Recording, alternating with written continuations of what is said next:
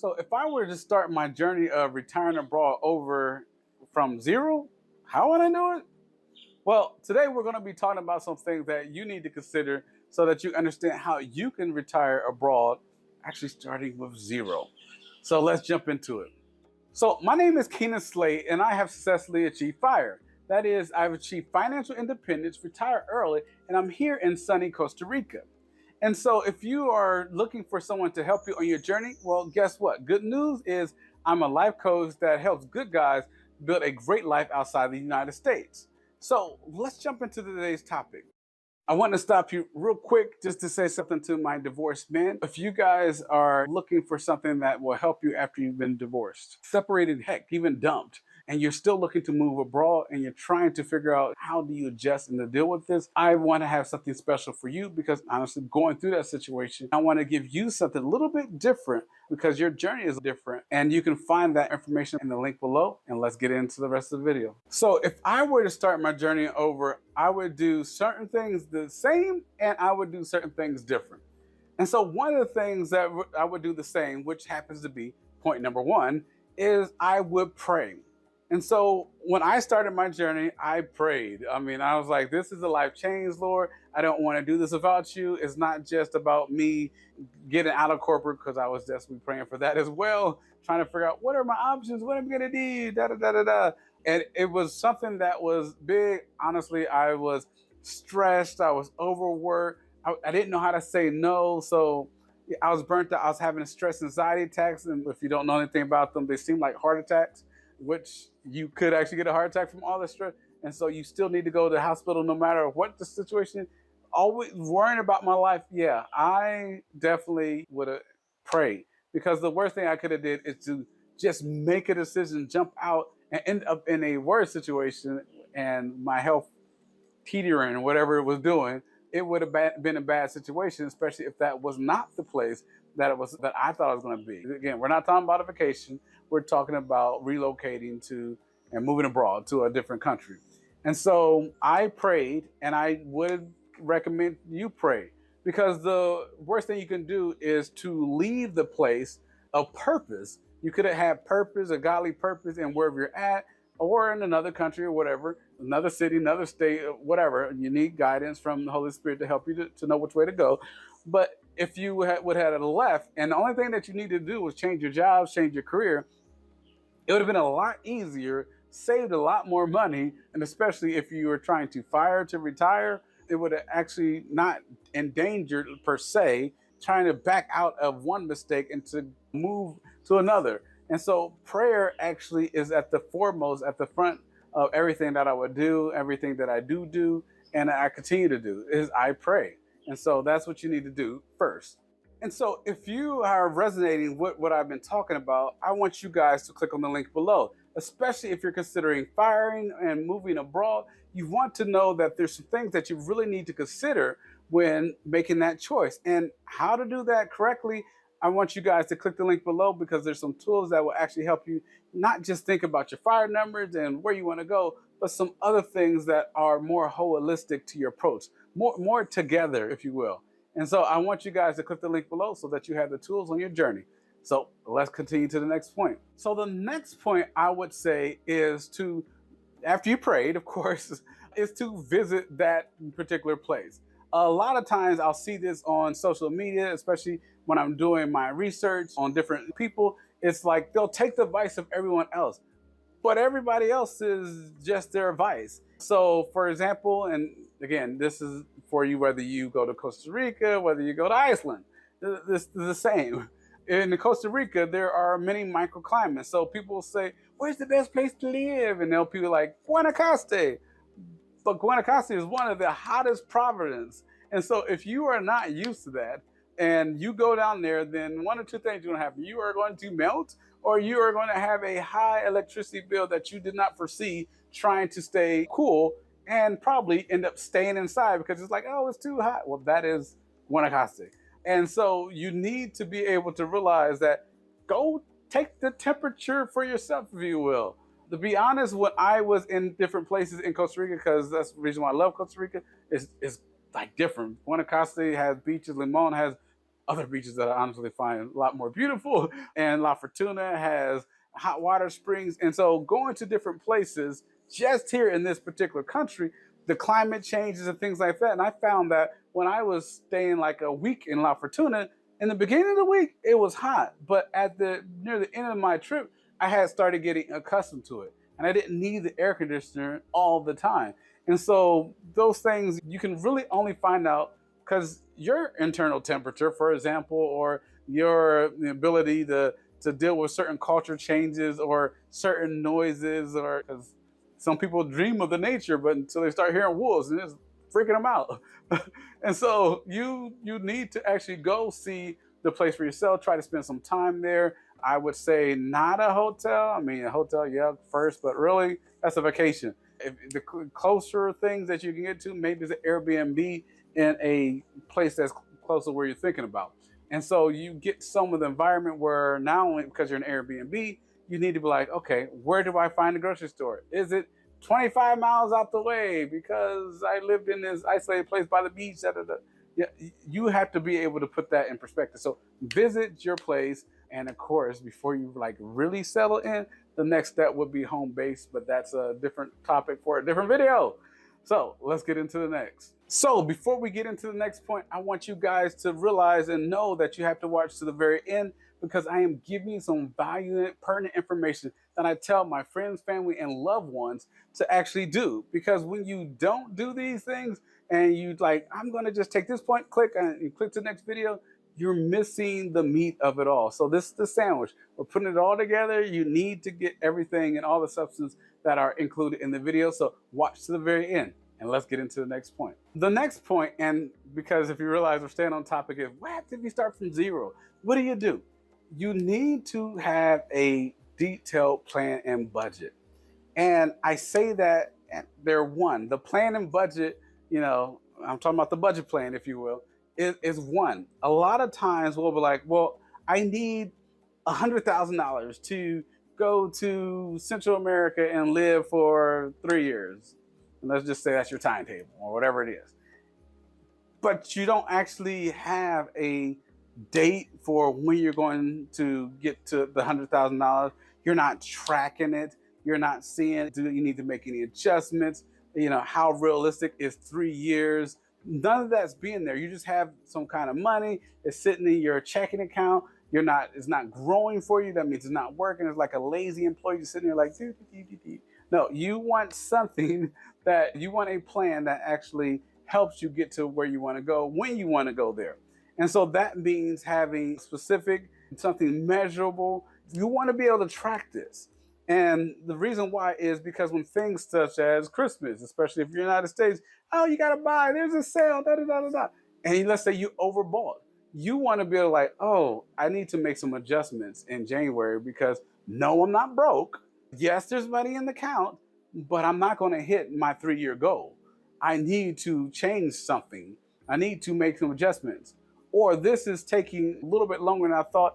And if I do something else, change the career or maybe move a little bit left and right in my job because I have the opportunity, does this opportunity make sense to take that will help me on my goal? Those are the things that will actually help you, especially if you're starting from zero. And in 3 years now to think about if you're starting from zero, it's probably a bad number for most careers. I just thought about that example. But whatever, it's 10 years, you want to keep that in mind. But honestly, it is possible. And here's something that just like came to the head, not in my things my notes. It's if you know that you want to be out in 3 years and you're, let's say, making $100,000 plus a year, and you're like, well, is it worth it? Moving back in with a family member, getting a roommate, somehow cutting or eliminating my expense. Maybe I move out of my house and rent my house and I stay with my parents. So now I got money, income from my house. My parents has a big enough house. We got the space and they'll let me stay there for 3 years. Those are things that help you think outside of your box. So now that you're at zero, like you're almost saving up your full $100,000+ paycheck per year. 3 years is $300,000. And so those are things that you're like, oh, what would $300,000 look like to my financial trajectory of what I wanted to do. And if you've listened to my videos, I'm not really a fire, we don't work after the end after I achieve fire. I'm a fire. Did I invest that money into something that's going to grow? Investments, real estate, things like that, that they're going to bring in passive income. So yeah, I achieved my fire numbers, but how did I do that? Like I just gave the example with, I rented out my house and now I'm a master. Now I'm renting out 10 houses. And so they're paying for you to stay fired. And so it's not save my fire numbers for 20 years. It's take a large chunk of money, invest it in the right, be educated. I have to say that every time. Educate yourself. Do not go into any investment uneducated. Take time, take a class, buy a class, get a coach, somebody who's been on the journey. Pay them. Because even if they cost you $10,000, but you're able to make $100,000, it is worth it. And the time that you save by not trying to DIY is so much worth it. I can't illustrate, I can't say that enough. Pay them. It is worth it.